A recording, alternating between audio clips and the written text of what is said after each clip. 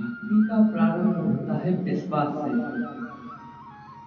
सबसे पहले कि विश्वास तो फलदायक है। हमको प्रभु के प्रति विश्वास हो, चाहे कैसी परिस्थिति आए प्रभु मेरी रक्षा करेंगे। क्योंकि विश्वास भक्ति की सर्वप्रथम विश्वास से भक्ति का प्रारंभ होता है विश्वास से। विश्वास जैसे कि एक बिल्ली बड़ी अच्छी मानता है सुखदेव स्वामी ने, जिसे प्रभु के प्रति विश्वास कैसा हो। भक्ति के दो रूप होते हैं, एक तो बिल्ली के बच्चे जैसा और एक बंदर के बच्चे जैसा। ध्यान से सुनो, भक्ति के दो रूप होते हैं। भक्ति दो प्रकार से करी जाती है, दो प्रकार से। एक तो बिल्ली के बच्चे के जैसे और दूसरी बंदर के बच्चे जैसे, बंदरिया के बच्चे जैसे आपने देखा होगा। तो प्रभु के प्रति हमारा कैसा, जैसे बताने को जैसे बंदरिया है, तो आपने देखा होगा बंदरिया अपने बच्चे को कहाँ कैसे ले जाते हैं। वो बच्चा माँ के पेट से बिल्कुल चिपका हुआ होता है और माँ उसको पकड़ नहीं रखा, उसने माँ को पकड़ रखा है और माँ फिर एक छत से दूसरी छत पर, एक छत से दूसरी छत पर छलांगे लगा रहे हैं और वो बच्चे का हाथ फिसला, बच्चा छूट के नीचे गिर गया और लग गया, मर गया। इसमें या फिर उसमें कोई चोट आ गई, तो इसमें दोष किसका है? माँ का दोष नहीं, क्योंकि बच्चे ने पकड़ रखा था ना, बच्चे का हाथ फिसला और बच्चे नीचे गिर गया, उसकी खोपड़ी वगैरह हो गई। उसमें माँ का कोई दोष नहीं है, क्योंकि बच्चे की पकड़ की ढीली होगी। और दूसरी बात बता रहे हैं कि प्रभु के प्रति विश्वास कैसा हो। बिल्ली के बच्चे समान आपने देखा हो, बिल्ली के छोटे छोटे बच्चे, बिल्ली अपनी नुकीले दांतों से मुंह से वगैरह चबा जाती है, उन्हीं दांतों से पकड़कर अपने बच्चे को उठाती है और बच्चा बोलता नहीं, उस बच्चा आराम से लेटा हुआ है। क्यों? क्योंकि उसको पता है ये माँ है और माँ मेरे को वहीं ले जाएगी जहाँ पर मेरा हित होगा, जहाँ पर मेरा मंगल होगा। तो बच्चे को भी पहले बच्चे को विश्वास है कि मेरी माँ है और मेरे को वहीं ले जाएगी जहाँ पर मेरा मंगल होगा, जहाँ पर मेरा हित है। इसलिए वो बच्चा कुछ बोलता है, उन्हीं नुकीले दांतों के बीच में आराम से लेटा हुआ, उसको कोई चिंता नहीं, क्योंकि उसको विश्वास है। ऐसे जो अनेकों माताओं का वात्सल्य लिए हुए हमारे प्रभु ने, उनके प्रति विश्वास होना चाहिए कि जो प्रभु वही करेंगे जिसमें मेरा मंगल होगा, जिसमें हमारा हित होगा। प्रभु मेरा कभी अनिष्ट नहीं चाहेंगे, जिसमें मेरा हित होगा प्रभु मेरे को वही देंगे। इसलिए भक्ति का प्रारंभ ही होता है विश्वास से। हमको प्रभु के प्रति विश्वास है कि हमेशा मेरे साथ मेरे प्रभु मेरे साथ हैं, चाहे मैं कैसी भी परिस्थिति में आऊं, लेकिन प्रभु मेरा हमेशा साथ रहेंगे। वो मेरा कभी अनिष्ट नहीं चाहेंगे, वो मेरे साथ कभी कुछ गलत होने नहीं देंगे। हालांकि उतार चढ़ाव आते हैं जीवन में, और जो सत्यता के मार्ग पर चलते हैं, भक्ति के मार्ग पर चलते हैं निष्ठा से, उनके जीवन में विशेष तौर से कष्ट आते हैं। क्योंकि जो हमारे पूर्व प्रारब्ध होते हैं, जो पूर्व जन्म हमारे जो कर्म है, तो उस कष्ट के द्वारा वो समाप्त होते हैं। क्योंकि भक्त को पहले जो उन्होंने पिछले जन्म में जो पाप कर्म किए थे, पाप कर्म को मिटाने के लिए उनको पहले कष्ट मिलता है। तो अक्सर आपने देखा हो, कोई भक्ति नहीं कर रहा फिर भी आपने सुखी देखा होगा, वही अपने घर, क्योंकि उनकी कर्म है पिछले जन्म में करके आए वो है।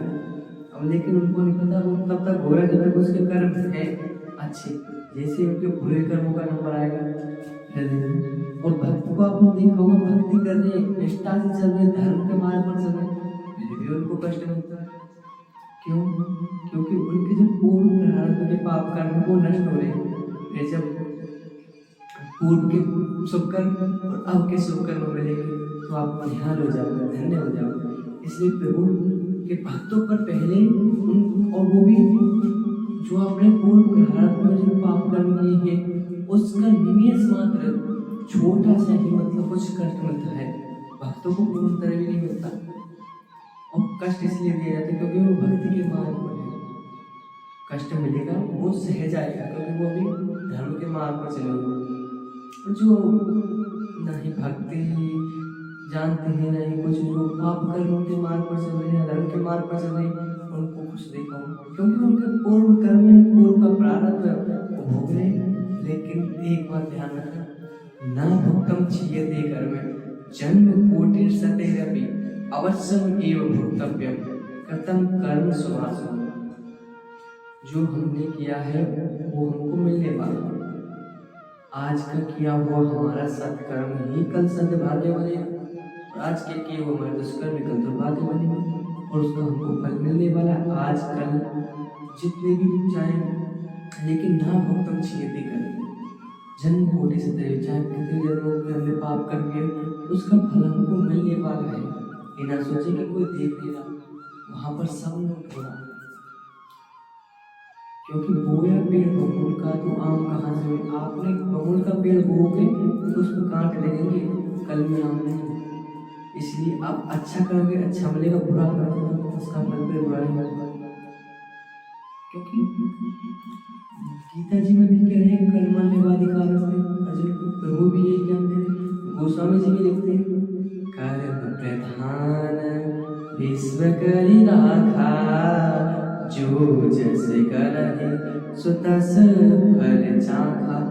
कर्म ही प्रधान है, जो जैसा कर्म करता है उसको वैसा फल मिलता है। यदि हमारे से कोई अनजान में किसी से पाप कर्म हो गया, यदि भक्ति करे तो उस पाप कर्म को हम मिटा सकते हैं। उसको निमेष मात्र ही उसका बिना ही कष्ट के उसको हम पाप को मिटा सकते हैं यदि हम भक्ति के मार्ग पर चलते हैं। और यदि भक्ति के मार्ग पर नहीं हो, धर्म के मार्ग पर भी नहीं, तो फिर उसको आपको होना है। इसमें किसी का क्या, जो आपने किया है वो आपको मिलेगा और किसी को नहीं। और कलयुग में तो बड़ी ही विस्ता है। गोस्वामी जी लिखते हैं कि कलयुग एक पुनीत प्रतापा, मनसा पुण्य होए नहीं पापा। कलयुग का एक पुनीत प्रताप है, यदि आपने कोई मन में बात सोची, कोई अच्छा कर्म कि अमुक अमुक कोई भी अच्छी कर्म, तो उसका आपको पुण्य पहले ही मिल जाएगा, करने से पहले कुछ उसका कुछ हिस्सा कुछ परसेंट, क्योंकि आपने सोचा। और यदि आप कर्म भी सोचोगे तो मन सा पुण्य हो ही नहीं पाएगा। मन में शुभ कर्म सोचोगे उसका कुछ फल आपको सोचने से ही मिल जाएगा कलयुग में, और पाप कर्म सोचोगे तो उसका नहीं मिलेगा। वो तो तब ही मिलेगा जब आप पाप कर्म करोगे, सोचने से नहीं मिलेगा। यही कलयुग का प्रताप है। लिखते हैं ना कि कलयुग सम नहीं आन युग, जो नर कर विश्वास। गाय नाम गुण गण विमल, भवत तरहि बिनहि प्रयास। प्रभु के गुणों का गुणानुवाद गाते हुए नर बिना ही किसी भवता तरह बिनहि प्रयास, बिना किसी प्रयास से भव से पार हो जाता है, जब प्रभु के चरणों का आश्रय लेता है। इसलिए आगे आप आगे सुनोगे, इतने दिवस में आता है अंतिम शब्दों में सुखदेव स्वामी परीक्षित जी को समझा रहे हैं कि कलिर दोष निधे राजन अस्ति एको महान गुण, कीर्तनादि देव कृष्ण से मुक्त संग परम ब्रजन। कलयुग में हजारों दुर्गुण है, हजारों अवगुण है, लेकिन एक बहुत बड़ा सद्गुण है राजन, वो है कीर्तनादि देव कृष्ण से, प्रभु का कीर्तन, कीर्तनादि देव कृष्ण से मुक्त संग परम ब्रजन। प्रभु की गुण वहां पर भी यही बात कह रहे हैं सुखदेव स्वामी, प्रभु के लीलाओं का गान करने से नर भव से यूं ही पार हो जाता है, जो प्रभु के चरणों का आश्रय ले। इसीलिए भक्ति का प्रारंभ राजन होता है विश्वास से। हमको प्रभु के प्रति विश्वास करना चाहिए। हमारे जीवन में कष्ट आया है, ये हमारे प्रारंभ हमारे कर्म का फल है। प्रभु इन प्रारब्ध को भी मेट देंगे। आपने कुछ कितना भी बड़ा किया हो, लेकिन उसको निमेष मात्र में ही